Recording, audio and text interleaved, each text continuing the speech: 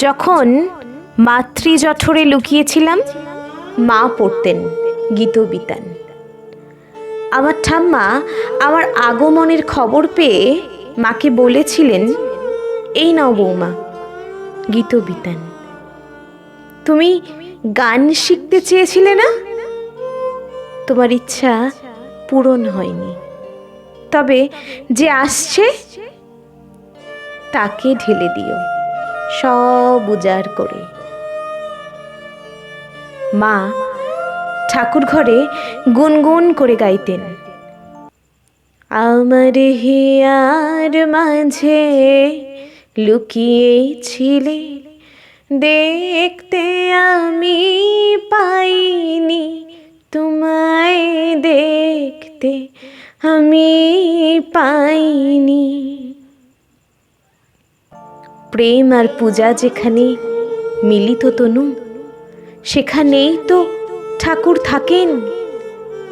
মা গান গাইতেন অনেকটা লজ্জা নিয়ে, কিন্তু ওই যে বলে, যিনি মন থেকে ভালোবেসে কিছু করেন সেটা সত্যিই আকর্ষণীয় হয়ে ওঠে। মায়ের গলায় সুর ছিল অটুট, ছন্দ আর লয় ফিরে ফিরে আসতো একজন গায়িকার মতো।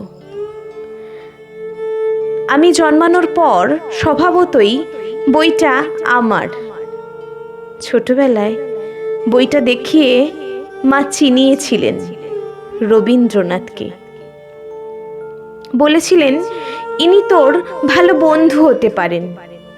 বুঝিনি তখন সে কথা, খুঁজে বেড়াতাম কোথায় রবীন্দ্রনাথ। বাংলার মাস্টারমশাই শিক্ষক দিবসে একটা গল্পগুচ্ছ উপহার পেয়েছিলেন। সেই প্রথম আলো দেখেছিলাম। বাড়ি ফিরে বাবাকে বলেছিলাম, ওই যে উৎসুক দৃষ্টি, সাদা কেশরাজির ফাঁকে ফাঁকে একটা বিদ্যুৎ খেলে যায়, চোখ দুটো স্বপ্নীল আবেশে গাঁথা যেন দুটো তরি, বেয়ে চলেছে অনুক্ষণ।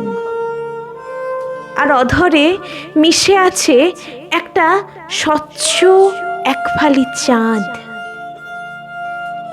আজ প্রথম দেখলাম বিভোর হয়ে গল্পগুচ্ছের উপরে। বাবা তৎক্ষণাৎ বললেন, রবীন্দ্রনাথ, সে তো জ্ঞান সাগর। আমাকে এনে দিলেন গল্পগুচ্ছ। গল্পগুচ্ছ আমাকে ভাসালো দক্ষিণ দুয়ারে, আমাকে দেখালো স্বপ্ন আকাশ ছাড়িয়ে, আমাকে বাঁধলো নিগুড় বাঁধনে। তারপর কত দেখা হলো অন্তরের অঙ্গনে রবীন্দ্রনাথের সাথে।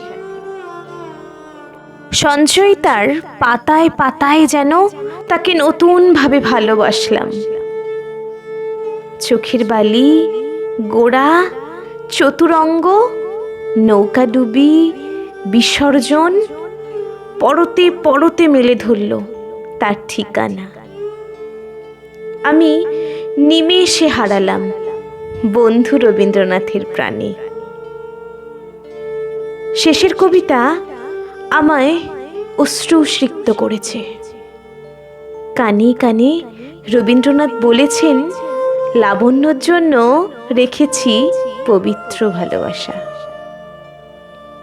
ও আমার হৃদয়বাসী বিরাজ করে, কিন্তু আমার কাছে রবীন্দ্রনাথ এসেছেন গানে গানে, কবিতার এলো মেলো উচ্চারণে, উপন্যাসের মনস্তাত্ত্বিকতায়।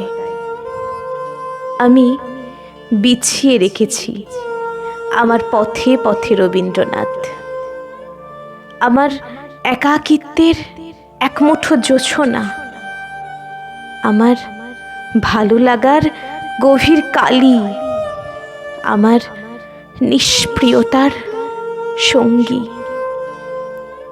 যার মতো একাকার করে কেউ আসেনি।